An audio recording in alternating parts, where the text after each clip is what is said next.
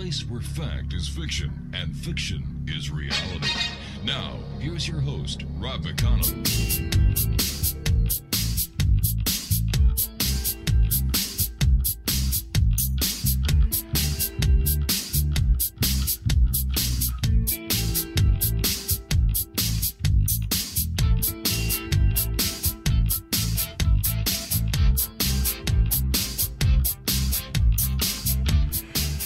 Welcome to the X Zone, everyone. My name is Rob McConnell. We're coming to you from our broadcast center in Hamilton, Ontario, Canada, worldwide and toll-free 800-610-7035.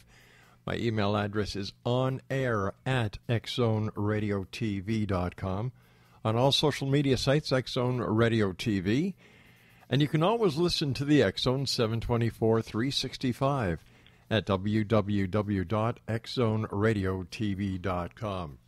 And the X Zone is coming to you around the world on the Starcom Radio Network. Don't forget, Monday through Friday from 9 a.m. until 5 p.m., the one and only Ed Teal Show, right here live on Starcom. What a show we have lined up for you tonight, X Zone Nation. Our first guest is Richard P. Jackson. He's going to be joining me in a couple of seconds.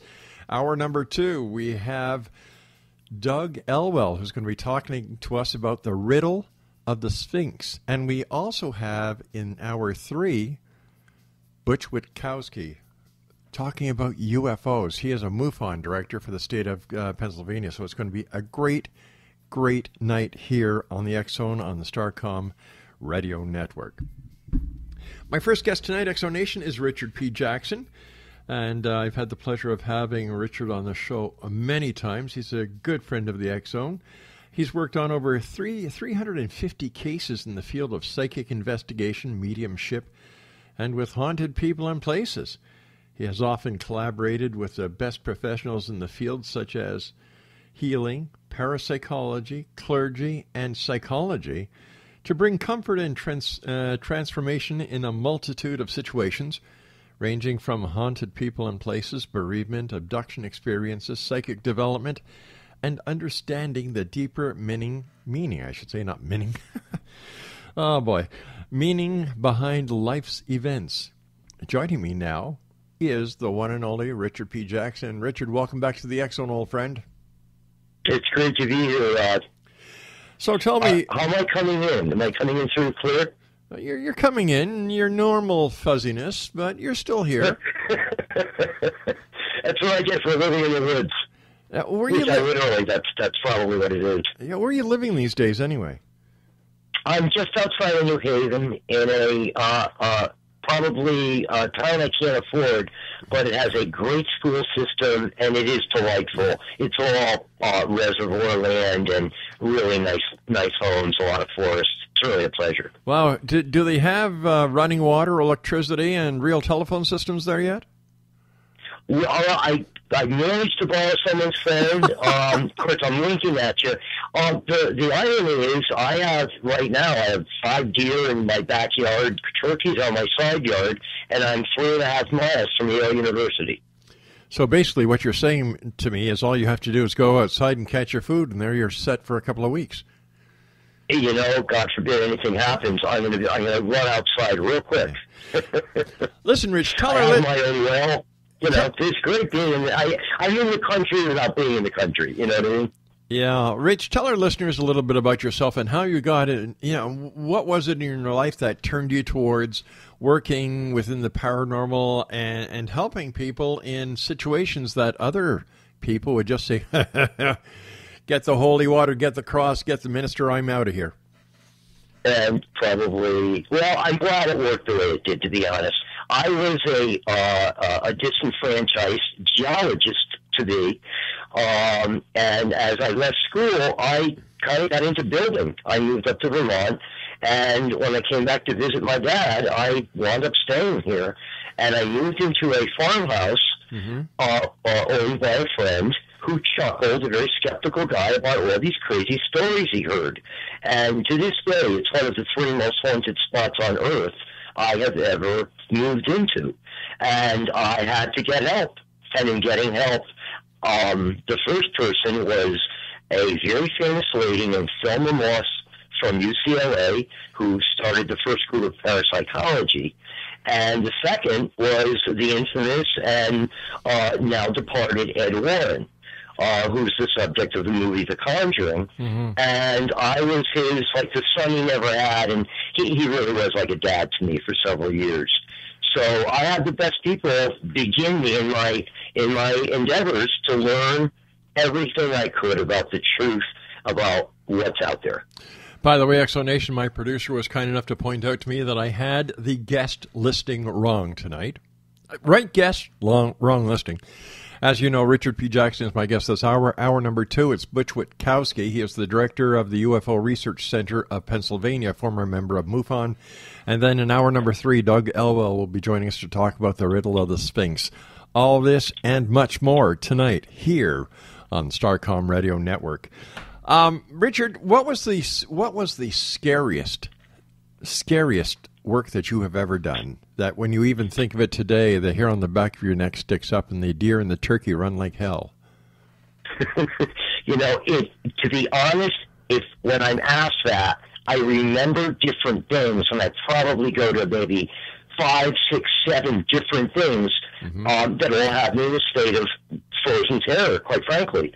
And I think the first one, what I recognize as the most profound, was when I first started out in this home, and I was awaiting a call from the diocese, which was the Hartford Diocese, and a very famous, now famous priest who was more or less the exorcist on call for a great deal of the nation, who was known as Father A., called me. I was home from work at a lunch break, and I happily answered the phone, and I had a sneaking suspicion, a feeling like almost like something was coming toward me, but it made no sense, and I'm speaking to him, and the next thing I knew, I was picked up off my feet about maybe 15, 16, 17 inches, and choked what seemed like an eternity. It probably, in reality, was 2, 3, 4 seconds. But something grabbed me by the throat and lifted me off my feet as it started putting, as he put it, daggers in the priest's knees, who was 30 miles away from me. So he knew we had a strong entity on hand, and we were both, our voices were visibly shaken to each other. I mean, we were both horrified. I can understand places being haunted, Richard, but I've never heard of a person being haunted. Is that the same thing as a person being possessed? No, it's I was basically being in some way either mocked or terrified, and I've noticed, since that when something like that happens, which isn't that common, but when something like that does happen, it's usually a very strong entity, but it's also a buildup of energy, because when something like that happens, it usually, something like that doesn't happen for a day, a week, a month, 6 months, in the future, because it takes a lot of accumulated, call it kinetic or cyclical energy, to perform a feat like that. But it's one of those things that it wasn't like one of those, well, that was what I thought was happening. No, I had no suspicions of anything except there was something quirky about the house that had me a little on edge. But to be actually picked up off my feet was actually a rare occurrence. It's not a common thing, and I think that it happened for a reason, which was to intimidate me. Well, how does the spiritual entity get the ability to manifest physical strength? According to everything I've learned, most entities, except whatever spirits, if one believes in this, which, yes, I do, most entities that are, as you would say, in God's graces or God's light, that this kind of thing doesn't happen. Let's just say they're on a different vibration, different frequency. There's no need to do that.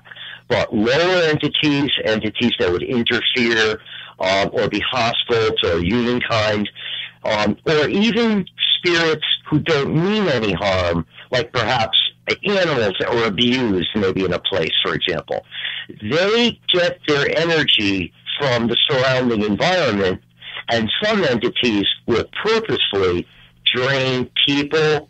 I've seen electric bills triple.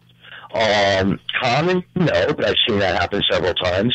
And I've seen people very ill of health who are living in a continued haunted presence. It has a direct effect on our health because it taxes the immune system. And I am, by Thelma Moss, by the lady, I can't even think of her name right now, but she wrote a wonderful book called Exceptional Human Experience, had me as a true physical medium as well as somebody who was a clairvoyant, unbeknownst to me until moving into this house 30 years ago.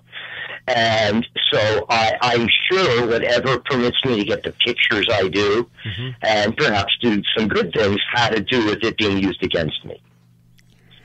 Where does this evil come from? Where is it?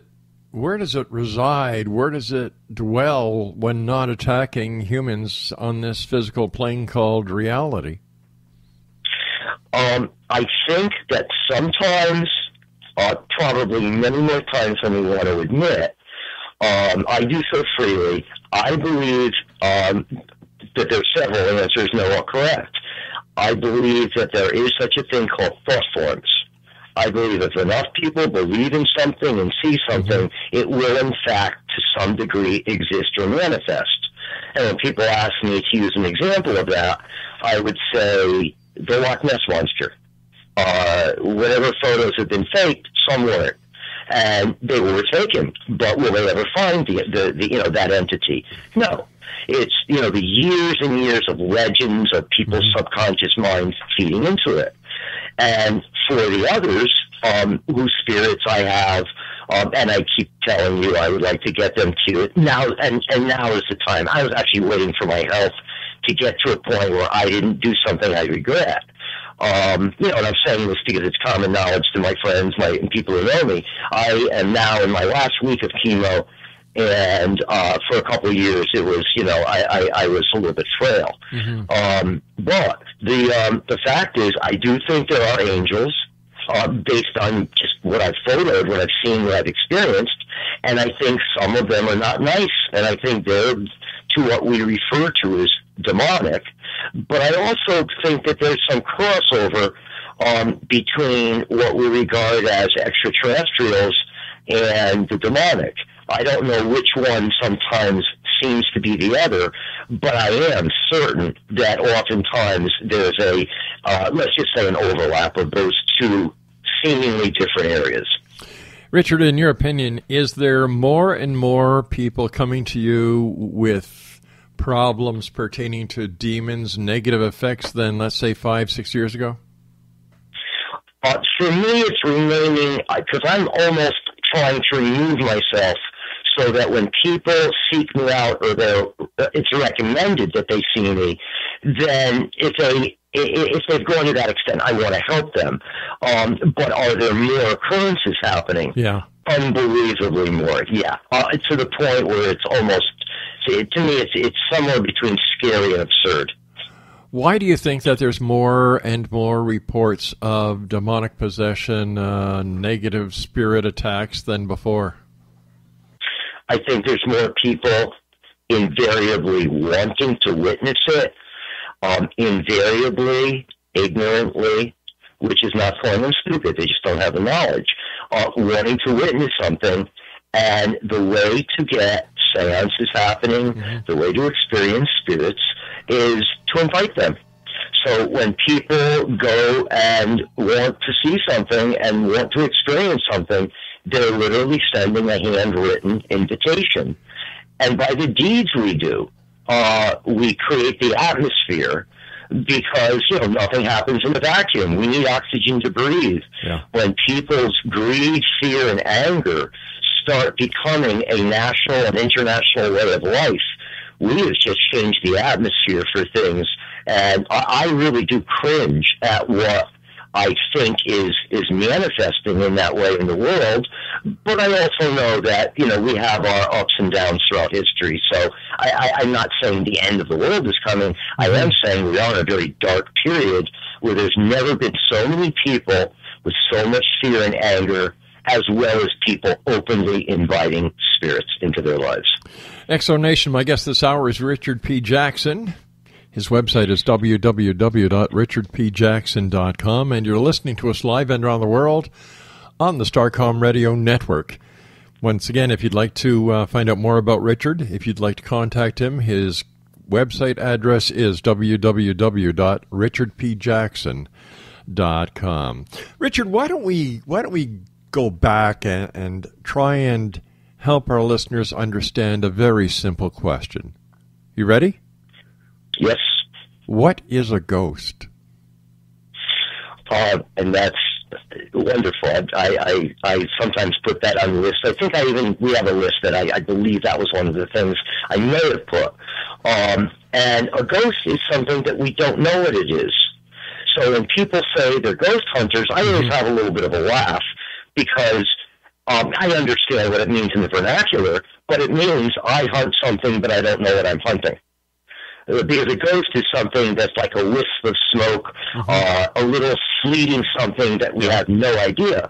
That the word ghostly apparition or ghostly appearance, when we know what it is, if it's a human or an animal, it's no longer a ghost. It is the spirit or the apparition or the manifestation of a human being, an animal, such and such. So it's kind of it's one of those like oxymoron kind of a thing. Yeah, it is because, in my opinion, when somebody says they're a hunter, they're going to go after something and kill it. But a ghost is already dead, apparently. So what are they going to hunt? What are they going to kill? I think it's just an extension of, and I'm not being in any way judgmental, truly. Okay, I've done a lot of worse things as a kid, and a young adult. But what they're doing is they're kind of living out either what I believe is the worst addiction in the world right now. And we'll get back to that if you'd like. But I also think that people are they're beginning to lose the idea of what's a video game and what's reality. It's kind of like an extension of a video game. Let's go ghost hunting. Right. Let's do real video games where blood really flies and body parts really fly through the air, like the stack of them at that house in Newtown where the kids got shot. I think video games were one of the strongest integers inviting that person to have a break who was a little troubled to begin with what's real and what's not real. So, and the same thing with ghosts, whether it's a machine gun or whether it's conjuring, it's an invitation. So let's just get back to ghosts. Why do they come here? And why the fascination? Because not everybody sees ghosts. It seems that it's a very select group of people who actually see ghosts, claim to have communication with these ghosts, get these orbs in their photos. It's like the people who are hunting the ghosts are ghost groupies. You got it. What a perfect term. I'm glad you said it because I would want to have said that. And that's not condemning anyone. It's just that when you have, let's call it a vibration. Okay. If you and I were sitting in a car and the radio was on, and you rented NPR, National Public Radio, and I knew there was a good sports game on AM radio, and we were just saying, oh, turn to AM, turn to FM, or, well, if the game's over, yeah, but you know what, there's a good comedy show on 1310 or whatever it is. We're going to do it. No. You see, what I would say is let's turn to the local Starcom Radio Network affiliate. That's what I'd say. Well, I was fascinated, of course. Yeah, of course. But you get the idea that the frequency we turn to. Yeah. So heaven, hell, and everything in between is not somewhere in the infinite realms. It's right in front of our nose. It's just a matter of what frequency we're in tune with. Okay, so let me see if I've got it straight. People are like AM, FM radios. Some take the FM band, some take the AM band, and some just take a band that's not even there. And this is why certain people can actually see these ghosts. But how do we know that people are really seeing ghosts and they're not a projection of their own psyche. I think sometimes it is, but that doesn't mean that there's not the presence of the spirit, that person isn't picking up on. The more time I spend on Earth, the more I realize not only do we have a collective consciousness that kind of connects us all, but telepathy plays a much greater part in all of our lives, and especially things like the occult and communication. You know, like the person you want to call, you're going to call. Damn it, I'm going to call them.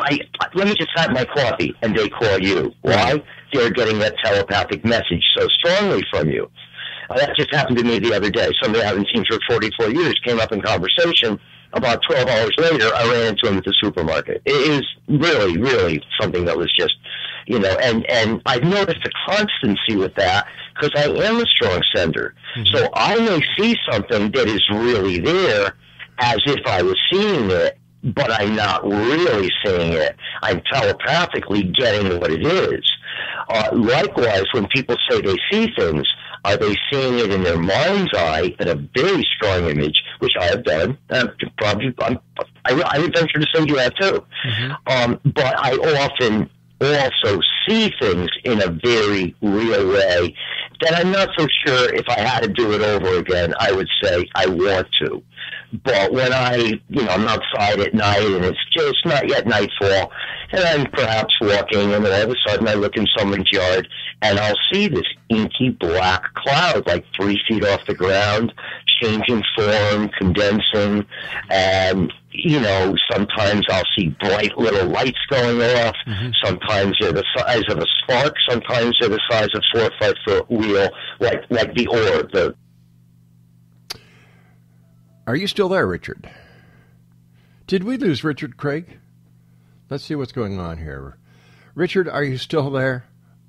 I don't know. Maybe he got abducted by aliens. I really don't know what's going on with Richard.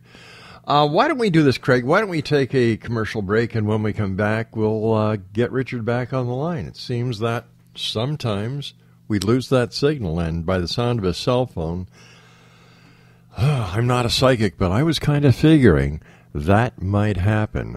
I'll be back on the other side of this commercial break, hopefully back with Richard P. Jackson, as we continue investigating the world of the paranormal and the science of parapsychology. We're right here on the X-Zone from our broadcast center in Hamilton, Ontario, Canada.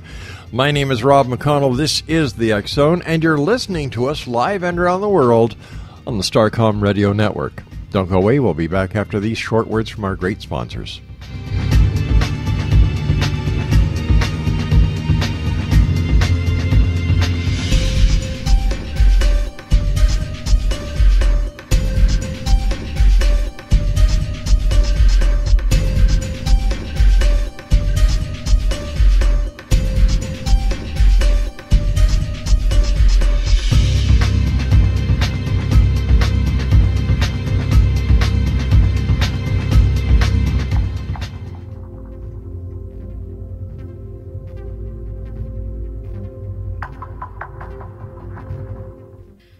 To be able to read other people's minds? Well, the next best thing is here. When you know how to read a person's name, you know how the person thinks, feels, and behaves. Each letter in our name holds a key to unlock our true essence. Our name contains both our gifts and challenges in this lifetime. Mnemology science discovers personality secrets hidden in the placement of the letters of our names, including the first and last impression people remember about us. Sharon shows us how to interpret the arrangement of letters as outlined in her book, Know the Name, Know the Person. Sharon Lynn Wyeth created mnemology science after 18 years of research and testing her theories, and has supported thousands of people around the world in understanding themselves and others better. You'll enjoy Sharon's unique teachings as she shares her system to learn the gifts behind your given birth name. Even if you don't like your birth name, there are jewels in this book. If you're thinking of changing your name, ready to name your child, or wanting to get along better with others, this is the book for you. If you'd like to improve your relationships and change your life for the better, get the book today, Know the Name, Know the Person, or visit www.knowthename.com. That's www.knowthename.com.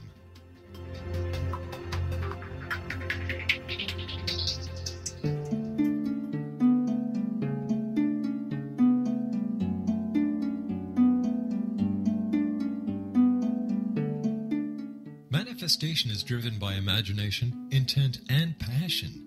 In our culture, all three have been distorted and disabled by modern media and exploitation.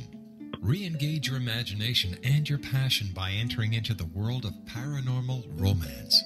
Kahir O'Donnell takes her readers on an exciting journey into the endless possibilities of loving, passionate, and mutually respectful male-female relationship. Her latest book, The Long Dark Night, features special ops adventure, a daring rescue, a psychic woman from the stars, and a special agent that will die to protect her. The Long Dark Night by Kahira O'Donnell is now available at kahiraodonnell.com or amazon.com.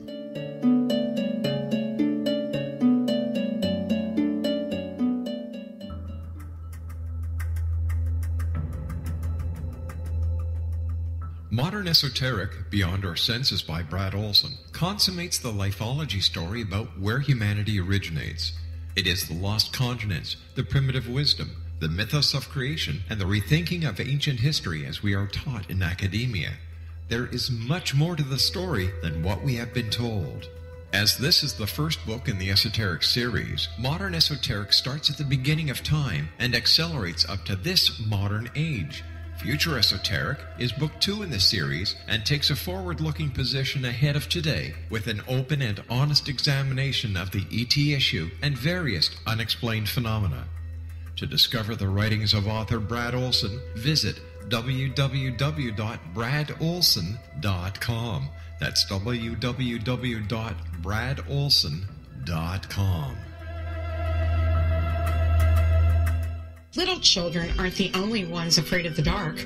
Millions of soldiers return from war zones with PTSD, anger, frustration, fear, and loneliness, much of which surfaces during the darkness of the night. You have the chance to change the lives of these American heroes. Songs and Stories for Soldiers.us provides free MP3 players for these men and women. With a list of 3 million songs in 16 different styles, 100,000 audiobooks, and 30,000 old-time radio programs, every veteran can find something to soothe and comfort them at no cost. All our players contain an 8-hour audio program designed to help veterans fall asleep. With 1,500 plus vets now participating, it's our goal to deliver 10,000 audio players this year. Go to our website at songsandstoriesforsoldiers.us. Help us help a veteran make it through the night.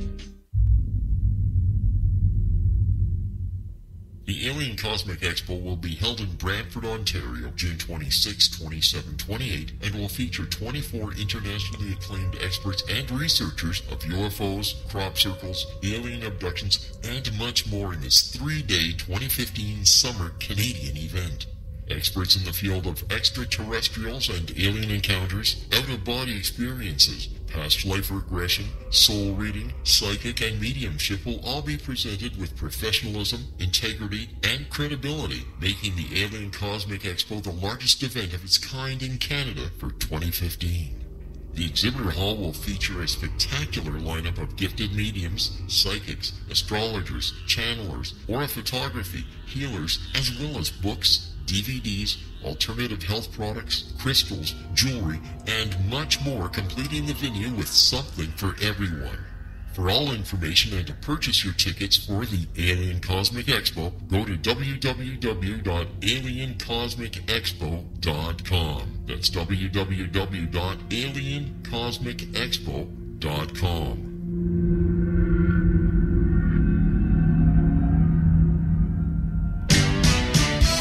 Hi, this is Eric Rawls of Cosmoverse.com, and you're listening to Rob McConnell in the X Zone. Hi, this is Blade Runner, and you are listening to Canada's #1 paranormal radio show, The X Zone, with Rob McConnell. Hi, I'm Laura Sabrin of Feasty Fields Organic Vineyards in Jordan, and you're listening to Canada's #1 paranormal radio show, The X Zone, with Rob McConnell. Hi, my name is Lady Ashley, the White Witch of Niagara-on-the-Lake, and you're listening to Canada's #1 paranormal talk radio show, The X Zone, with Rob McConnell. Welcome to the X Zone, a place where fact is fiction and fiction is reality. Now, here's your host, Rob McConnell.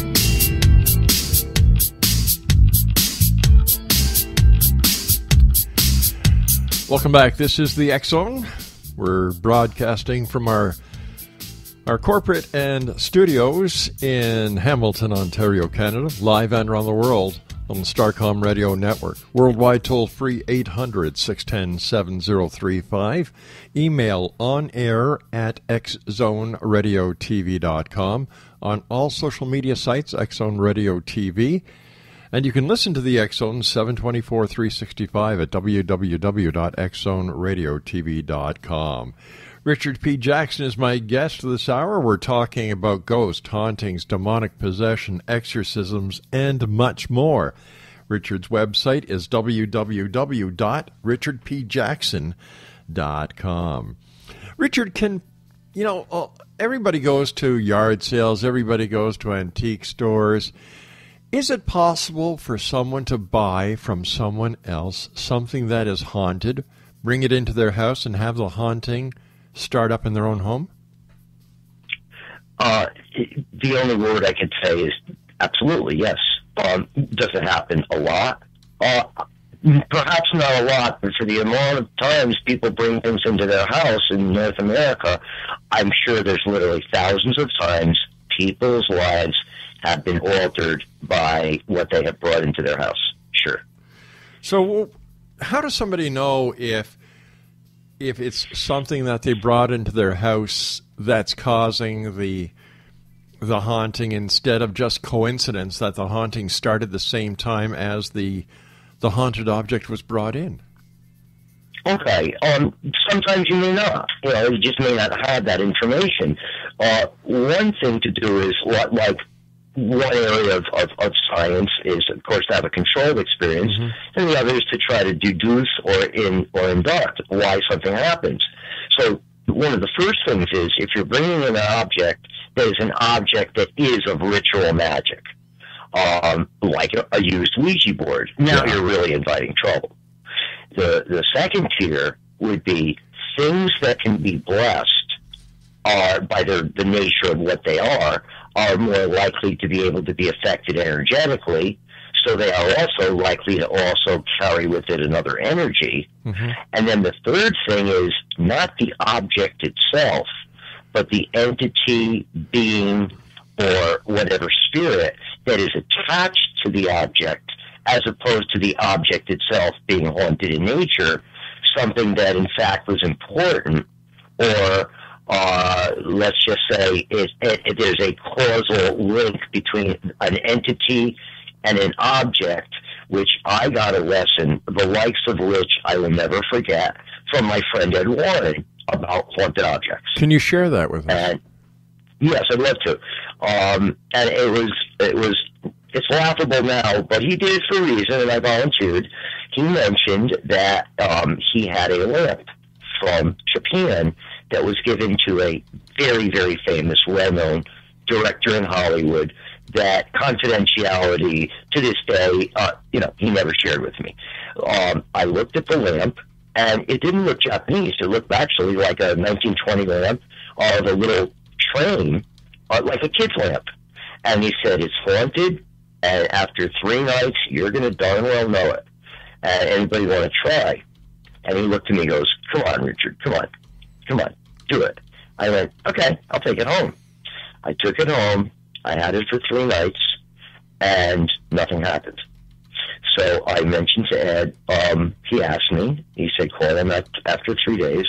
And I had seen him after the first day, told him nothing happened. He shrugged. I said, nothing happened. He said, well, did you plug it in and turn it on? I said, no. So now I plugged it in and turned it on. The first night, I had nightmares. Hadn't had nightmares that I remember since I was a small child. And this was maybe 25 years ago. The second night, I woke up feeling like somebody or something literally threw me out of bed. Whatever happened, I found myself on the floor in a cold sweat. The third night, I woke up feeling like I was being punched. I had a bruised chin. I had marks, scrape marks, and bruises all over my ribs. And I was absolutely frightened to death. I did not go back to sleep. I took the lamp.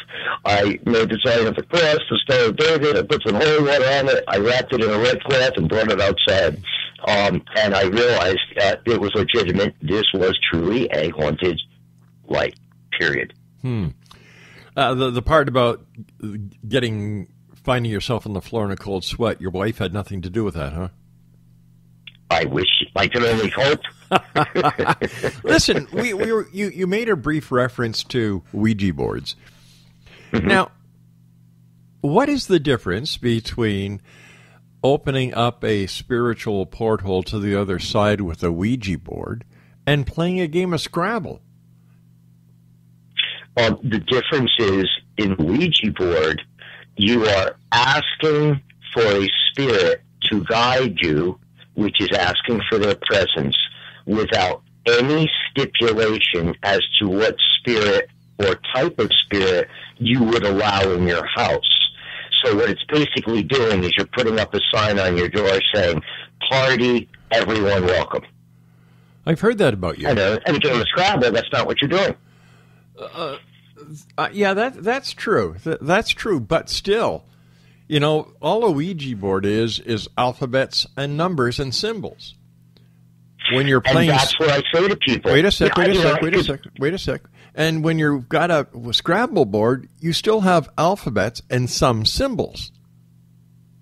But you're using your cognitive mind instead of two people, because it usually doesn't work unless there's two people with their hands on the planchette saying, "We're open, come into us, guide us, do whatever it is you do to give us answers."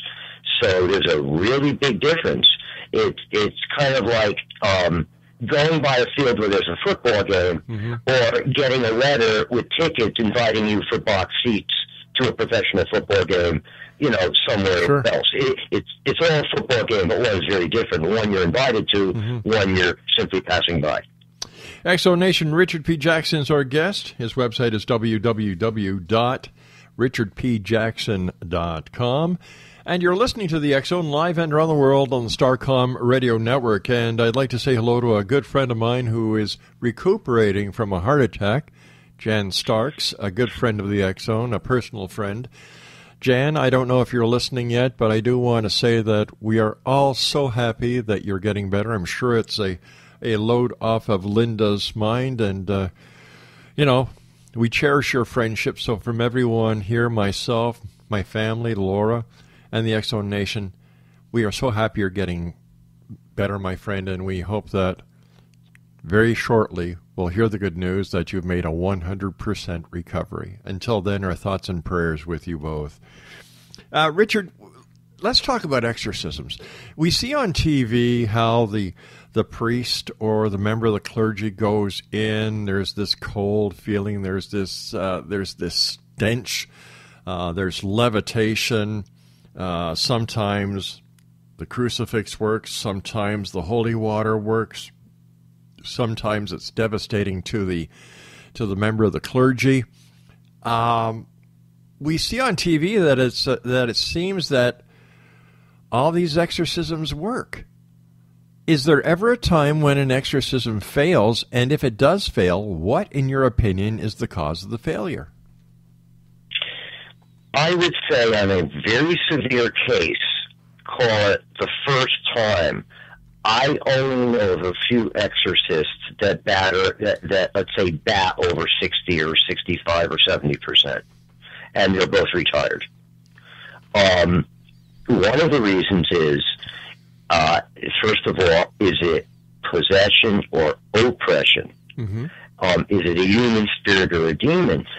People sometimes have a misconception. A human spirit, as well as other kinds of spirits out there, can be in a way as dangerous or more harmful than the stronger demonic version, because ultimately a demonic entity is by let's just say universal law. At some point they need to succumb to what's called religious criteria, but not a human spirit. A human spirit could be one of those mean, terrible, psychotic, sociopathic kind of mentalities, and they don't really give a rat's you know what if you do a prayer or not. Sounds like a girl I used to go out with before I got married.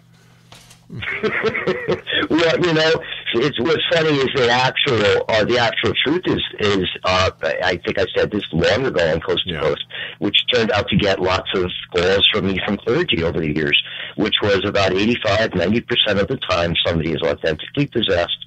It's usually a woman, and they've usually have been sexually abused. Wow. Is Coast to Coast still on the air? I believe so. I believe George Murray was on. I believe there's a replacement. I think George is back. And I had a little mental note that I really want to find out because what used to carry it locally is no longer carrying it. So I think there's fewer stations, but I believe it's still active, yeah. Well, that's because Starcom Radio Network is picking up those stations. Yeah, and you want to know something? It's with the changing times, and we need a change. We need, you know, technology is here to stay, let's face it. Yeah, and exactly. I like the idea of this, you know, I really do. So I like the idea that we can do a TV show sometime with Skype, you know. Yeah. Mind you, Skype isn't the answer to a lot of questions. People put too much faith in Skype, and that's why here on the X Zone, we really don't promote using Skype. Because of the bandwidth, it depends on what time the person you're contacting is in, whether or not they have high bandwidth demands, or there's so many variances, and it's not fair to the listener to have to listen to something like that. That's why we try to get listeners the very best of quality all the time, and our people have said, listen, if need be, we will use Skype, but that is not our preference. You know, technology still has a long way to go. Look at what's happening in the United States, for God's sake, because of technology. Here you've got, what is it, 4 million plus, Craig? 4 million plus names and addresses and all the personal information of federal employees because the Chinese have hacked into the U.S. databases. It's the same rule in a sense as exorcism. Okay, and I think we've talked about this and come to an agreement. We've said it in many ways over the years. There's no real shortcuts. No. There's a price we pay for everything we have. You know, we have cars, we can travel X fast.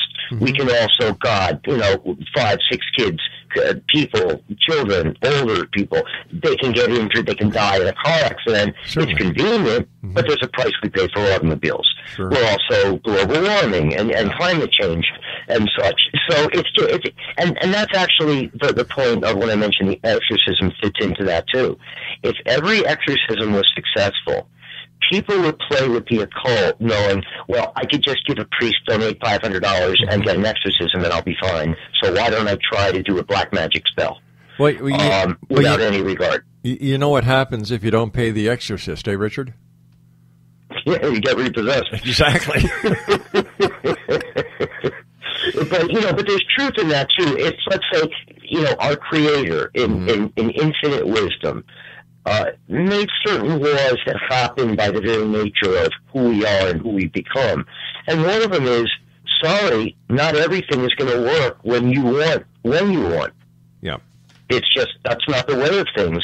And in fact, the old Star Trek adage, the needs of the many outweigh the needs of the few. People need to really listen to that. That's true. Are you going to do something for yourself at the risk of, many people possibly getting hurt?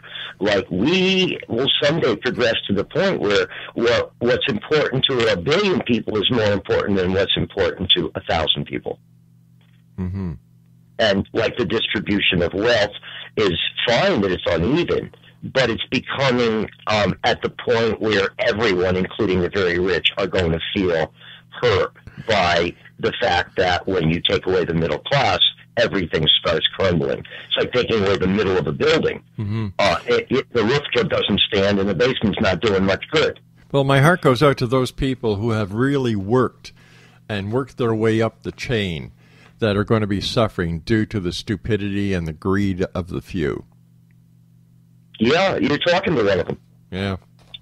The health industry has this thing about Lyme disease that is, today, for the first time in history, the U.S. Congress is putting money into finding out the real, why so many troops are actually getting sick in various parts of the world, and they keep coming up with Lyme disease. Well, isn't Lyme disease because of a fly or an insect that burrows itself into the skin and goes unnoticed for a long period of time? You're right. It's a tick. But right. There's lots of schools of thought, but the schools of thought have been purposely manipulated.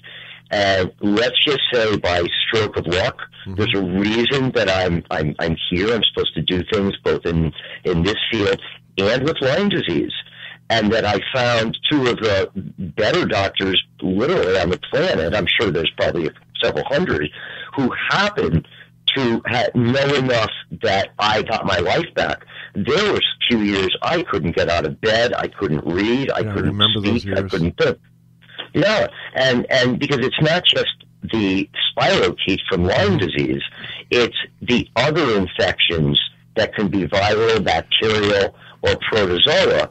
You can have as many as 12 to 17 other infections with Lyme disease, some of which they don't even have tests for yet. Let me ask you this question, Richard. What is the single word that best describes the worst of what we as humans are yet to face? The consequences of our own greed. Period. And using anything to back it, whether it be nationalism, self-righteousness, religion. It is the ultimate explanation of sociopathic behavior. It's called entitlement. And that will almost bury us. We're getting it better. We're getting better, but we sure are taking many millennium to do so. I'm going to ask you to put your psychic hat on now. Is it on? Okay. All right. Mm-hmm. What do you see when it comes to world peace in the next 5 years? Like, I'm worried about ISIS.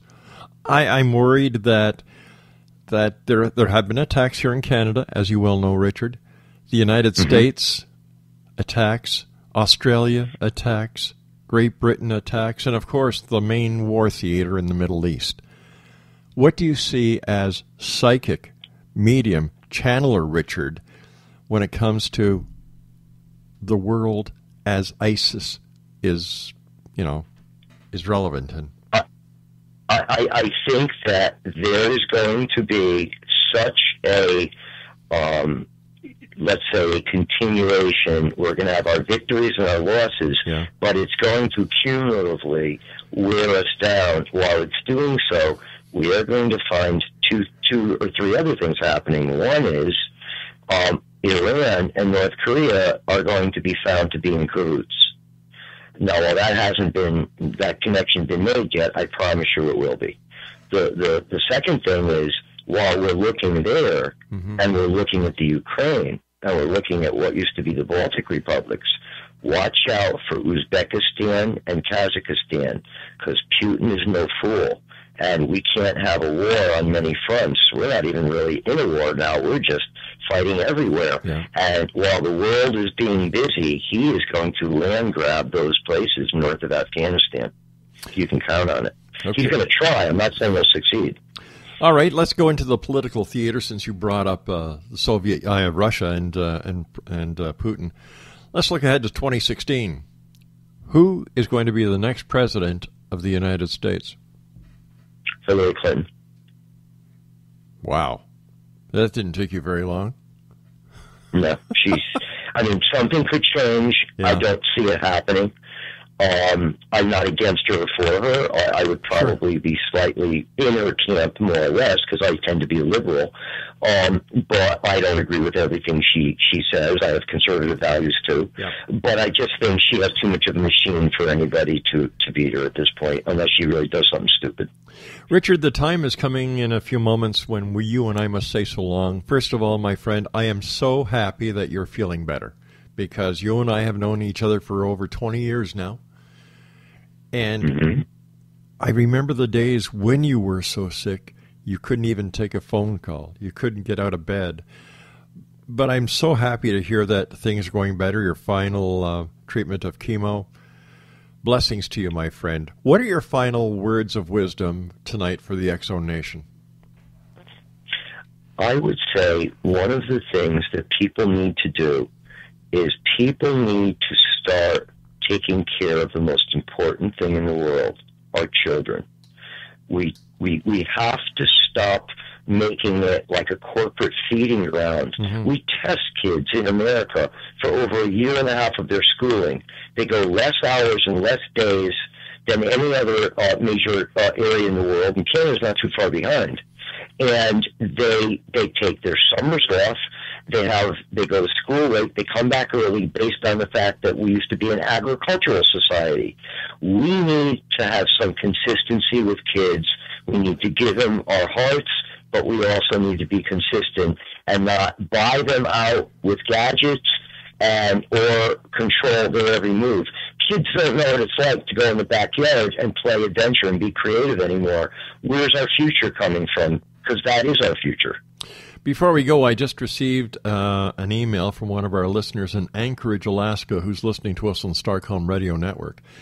His name is Harold, and Harold would like to know, because he's gone to your website and he's read a bit about it, including the part of alien abductions, when do you believe that final contact will be made to a point where no one can deny the existence of extraterrestrials and the interaction that they've had with this planet over the years?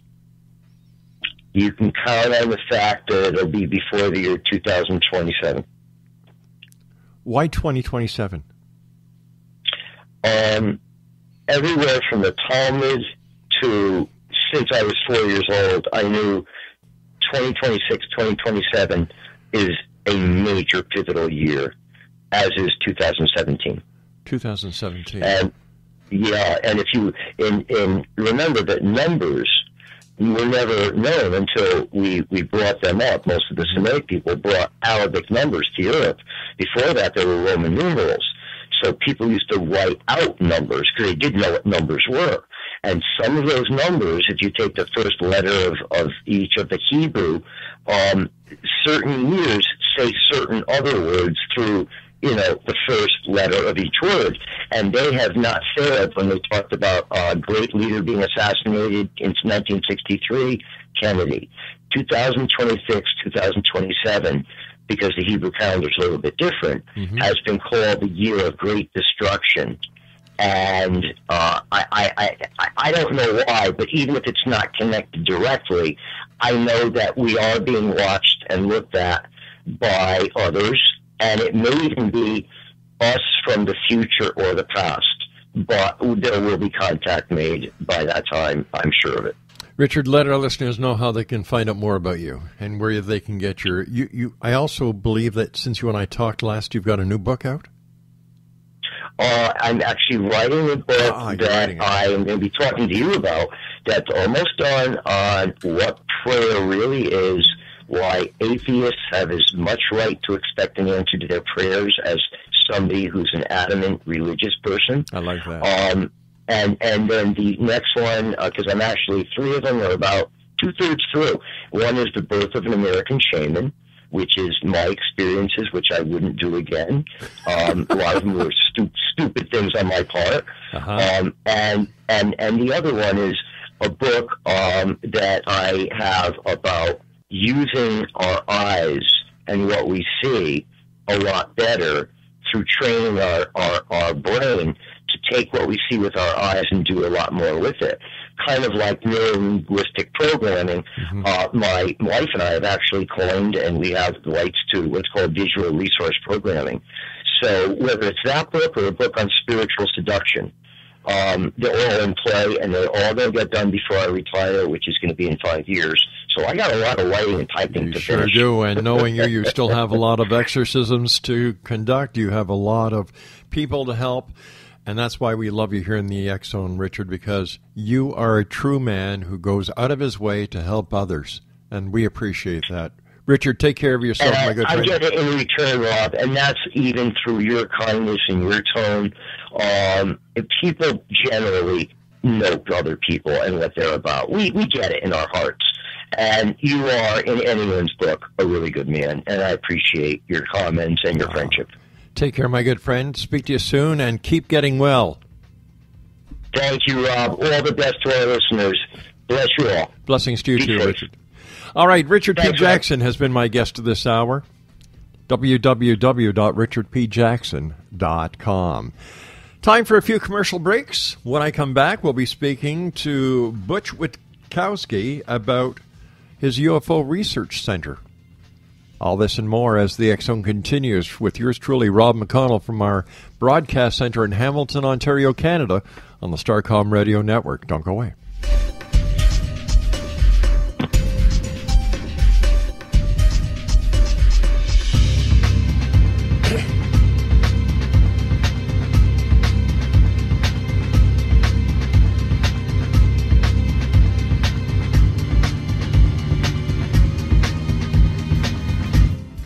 I'm William S.